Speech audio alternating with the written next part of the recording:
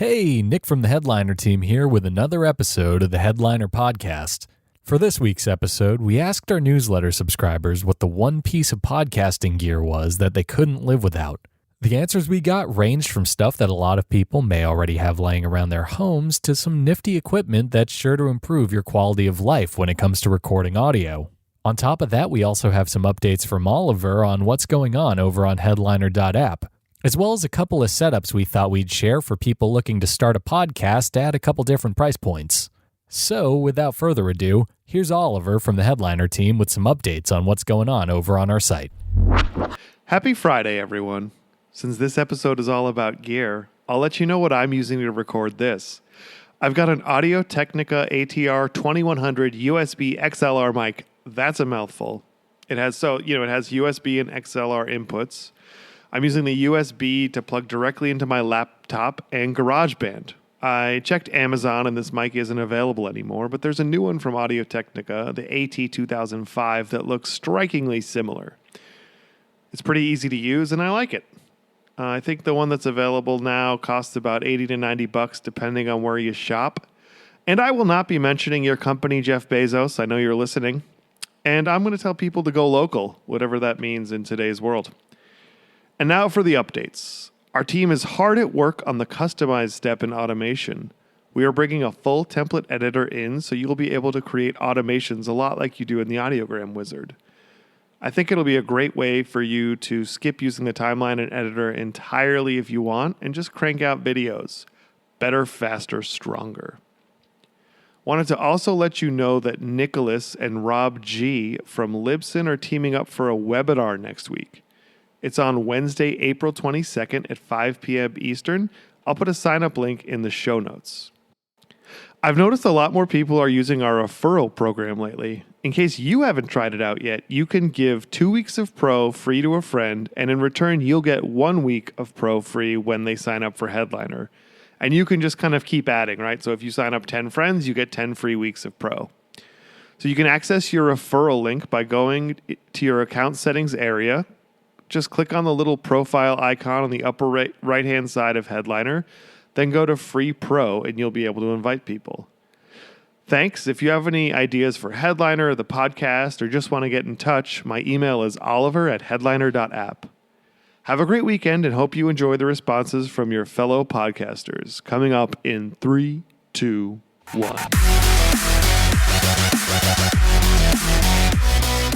Hi, my name is Andrew Gelina, and my podcast is called Underserved, the podcast for the rest of the tech industry. We cover all sorts of tech topics and lessons learned with a focus on the Boston technology scene. The one piece of my podcast gear I cannot live without is my Cloudlifter CL1 mic activator. I've had to work from home for the last month, including recording all my podcast episodes with guests remotely. It's helped me get great sound out of my impromptu recording space and cheap microphone that I have at home. The lower noise floor and clean gain make things sound so much better. You can hear the results on our website at underserved.fm. That website again is underserved.fm. You can also see what we're up to by following us on Instagram at underservedpodcast.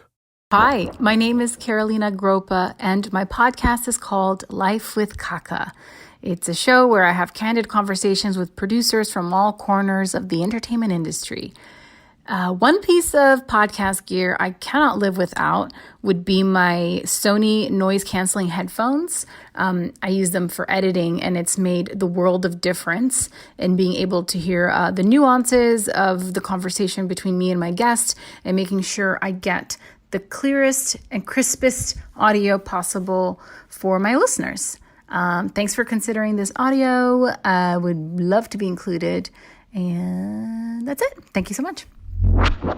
My name is Sarah Barnes Humphrey, and my podcast is called Let's Talk Supply Chain. The podcast gear I can't live without, well, there's two things. One is my editor. I don't know what I would do without them. And the next one is my mic flag. I just feel like it's more branding. It looks professional, and I get a lot of comments on it and compliments on it. My name is Mike Tarnow, and my podcast is Afternoon Coffee with Mike and Tim. And of course, I'm the Mike part. But my one piece of podcast gear that I cannot live without is my sound-absorbing panels. My son had these made for me out of rock wool, and they're 6x4 panels that just have a simple wood frame around them with some material over it to protect it and so it doesn't fly all over the place. It is insulation after all. But I think the cleanliness of your audio is important. I've heard some where it sounds like someone is recording out of their bathtub, and it's kind of distracting. And maybe it's because I'm me. I'm also a voiceover artist, and I notice things maybe that other people don't. But I really believe that this is one of the main things that I cannot do without, and it's my sound absorbing panels in my studio. So there you go. Hello, this is Christian Hunt, and I'm the host of the Human Risk Podcast. Now, obviously, one of the most important pieces of equipment for podcasting is your microphone. I use the Rode NT USB, and I do most of my recording from a standing position. Now, to make that as easy as possible, I've mounted my mic on a boom arm swivel, which means I can position it right where I want it, whether I'm standing or sitting. It's the same piece of kit that you'll see being used in professional talk radio studios. So whilst I love the Rode mic, it's the boom arm mount that is the piece of podcasting gear I can't live without.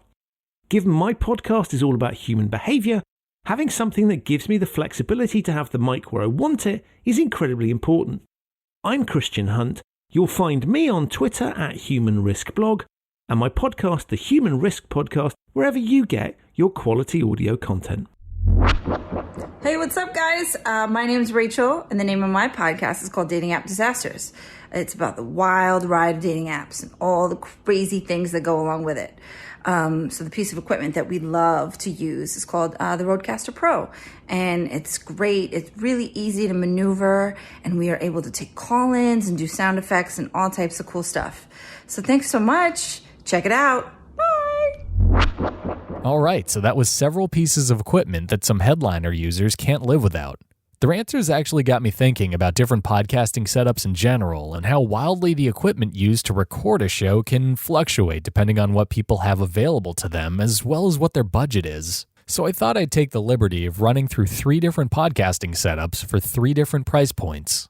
These certainly aren't the only setups out there, but I think they touch on some of the fundamental podcasting rigs that you'll see out and about. The first setup I'd like to shout out is our $0 tier for people looking to start a podcast right now with the tools they have at home. And the specific setup that I'd like to focus on for this price point is a piece of technology that everyone has access to, a smartphone. It's a no-brainer that the average smartphone these days contains a pretty good microphone on it. And in the case of some phones, like my Samsung S9, they may even contain multiple microphones that can be used to help record multiple speakers in pretty good quality. On top of that, recording a podcast on a cell phone can be as simple as using the voice recorder that's built into your device, using an app like Anchor, or using something like Skype, Zoom, or even Discord to record a call with another person, assuming you know how to get that set up on each of those apps. Building off of that, if you've recorded your podcast using your phone but want to edit on a computer, you could use open source software like Audacity.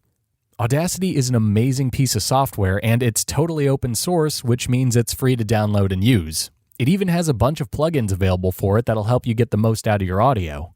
Moving into the second tier for ways to record your podcast, for $50 to $100, you could use a laptop or a desktop computer and pair it with the Blue Snowball.